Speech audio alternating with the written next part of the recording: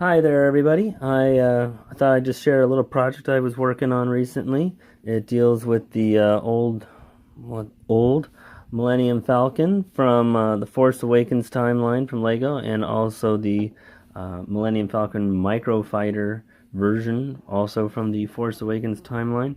So I have enough room in my house for one of these rather large Lego sets, and but I was looking at that new Kessel Run Millennium Falcon, and I felt a little jealous that it had that interesting escape pod on the front.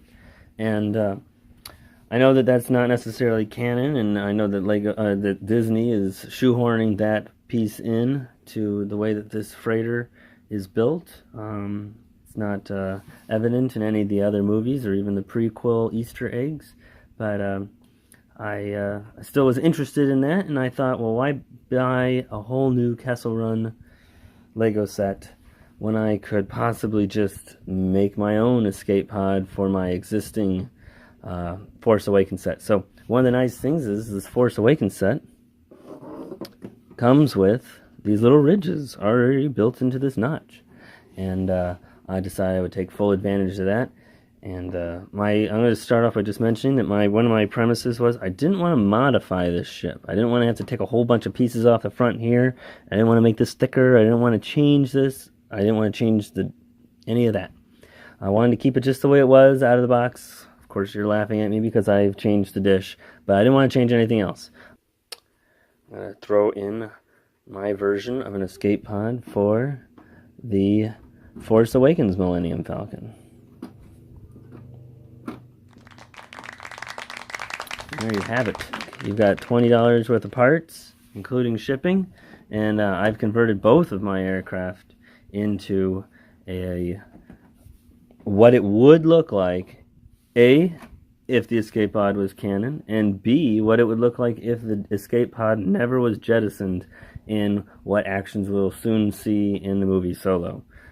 So if you want to build a version of an escape pod for the Force Awakens Lego Millennium Falcon, I've kind of taken my version of it apart into sub-assemblies, so we can go through each one at a time. We'll start off with the bottom. The bottom is a 6x8 gray base plate with a 1x4 tile on the bottom. Then there's a 4x12 plate coming out. And then one of these little wedgies, a 6x4 with two little notches cut out. That sits on the very front tile, or very front row of those little studs. So this adds up to be the bottom. We'll stick that there. I'm going to take the rear end. The rear end is there's a little bit of detail in here. So the rear end is, for the most part, you're looking at, we'll start off with this. You get the 1x4. You attach two of these little bricks. They're taller and they have 4 studs on the front. And then I added in my just things to make it look kind of like an engine. Little engine parts sticking out the back. I'll add those all in. I put a vent on top. Little tile vent, and then one of these little angle corner pieces. At this point I take 2 of these, I'll total 4 of them, and stick those on there, and then 2 more on this side. So now you've got this assembly. I stick this on the base. It doesn't go all the way on, it actually hangs over the edge by 1. So I'll leave it like that. And put that down. I'm going to take 2 more of these. Attach those. 2 more. Attach them there. And then what we're ultimately going to want is to get a little bit of that wedgie shape. I have these coming out the bottoms like such, and they're going to be held on with 2 more of these. So I've attached those like that, this like such. So you got that. Then I have a long one of these. I'm just going to stick that there as a placeholder. Probably have to come off in a minute. Sorry to do that off camera.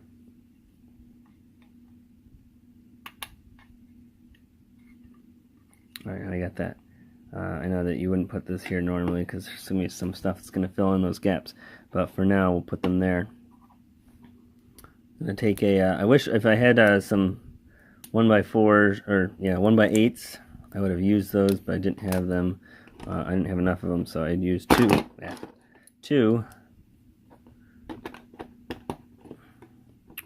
1x4s to act as 1x8s. I'll put a 1x2 lighter gray here, and then another one of these there. This is a 1x6 tile. I'll take the 1x6 tile off. In this case, I did have it as a 1x8, so lucky me, I had one of them.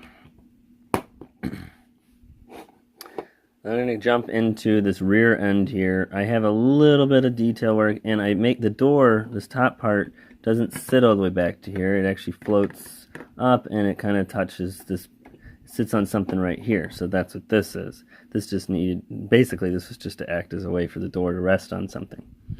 So what I've got is a more detail. It is, you can put whatever you want here. This is just a Mod Podge of stuff. So I've got a 1x4 tile on the bottom, a 1x4 brick with the 4 studs coming off the front, and then some of these little tilted, angled wedge vent pieces. On top of that, I put one of these hubs. I did this just because I thought it looked neat, but you can put whatever you want on it. Put two 1x2s, one there, and then they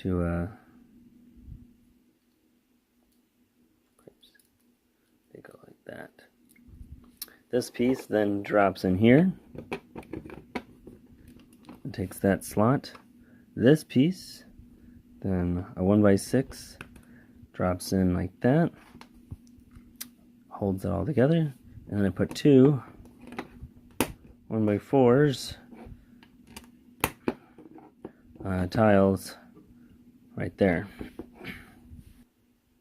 Okay, the front of my design has these angular looking sidewalls, and what I've done is I've taken one completely apart. The other is the exact same, only all the angles go in the other direction. So if you do order parts, make sure you order your wedge tiles in both directions or both sides. So we'll start off with the bottom. I'm going to take this big wedge, and as you can see, take one of these little guys, little 2x2 wedge, but most of it's cut off.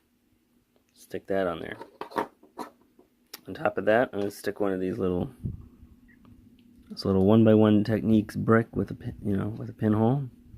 And I'm going to put the pin in there right now, just for fun. Take a 2x4 wedge brick, stick it here.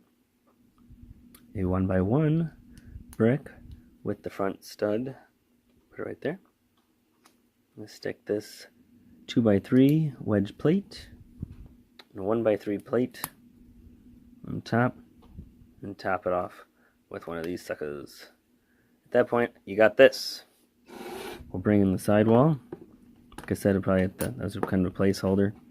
This little wedge tile fits in right there in the bottom, and doesn't really sit on anything. That sits like that. Now when I stick this 2x6 plate, or 2x6 tile, it all comes together. That's nice. I go over here, I have the exact same thing. Let's stick this here, bind it together with a tile, make it all look nice, flatten it off. So how about the front end? Front end. It's one of these 1x4 bricks with the front studs. I put a vent on it. I'm not taking that off because I just can't. And a 1x4 plate. put the 1x4 plate on the bottom. I'm going to take a 1x4 gray plate, put that on top, and a 1x4 light gray tile, put that on top. I took two 1x2 tiles and put the little ingots on those. Make sense? Stick that on the front.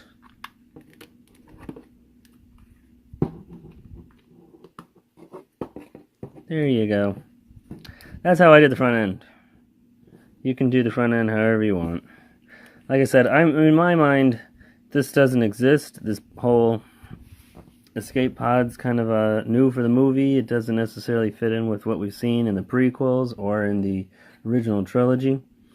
And therefore, you can kind of make it however you want. But the other thing is that you're also considering that this is for a beaten down version of Millennium Falcon, not like a brand new one. And therefore, it might look a little different than the one that's shiny and new. So there's a little arm. This is where the door or the roof sits on. This has to be those 2x2s with the studs, with two studs. We got one pin holding these two together, and one pin coming out each side. And I've got these Techniques links, or what are they called? Lift arms. 1, 2, 3, 4, 5, 6, 7. 7 holes. That's going to go and attach to your studs and your pegs in here.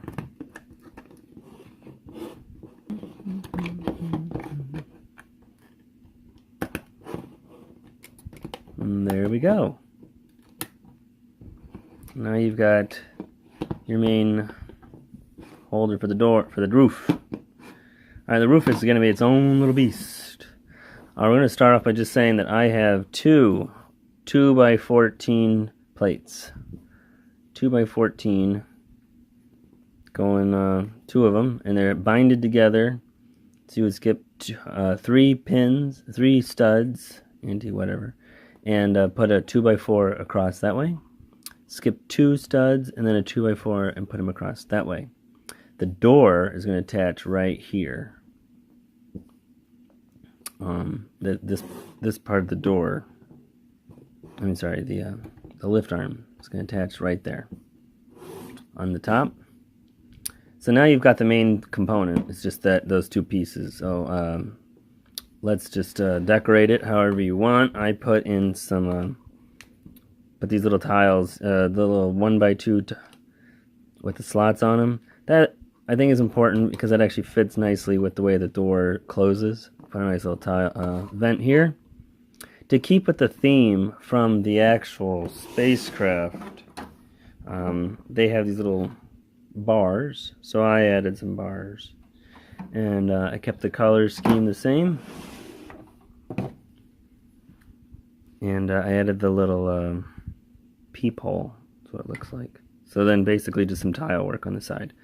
You guys can tile it however you want, but you can see here that I've got a 1x2 dark gray, a 1x8 light gray, a 1x4 light gray, another 1x8, and a 1x6. And that is that. Let's attach it. That sits like such. It doesn't look like it's going to do it. Did I do it right? I did it! Look at that!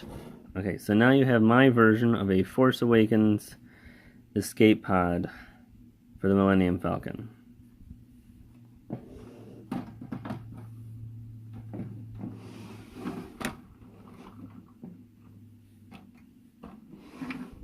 See how this little escape pod looks. I keep saying Force Awakens, that's this particular version of the Millennium Falcon that Lego released. Of course the dish I changed.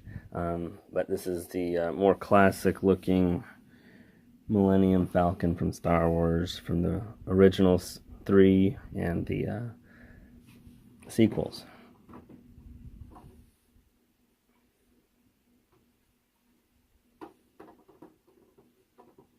Whoops.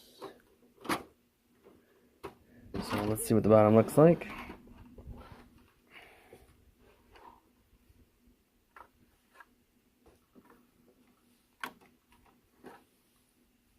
So this design is thanks to the fact that the Force Awakens Millennium Falcon already has these two rails on both sides, and therefore you can just slide something right on in.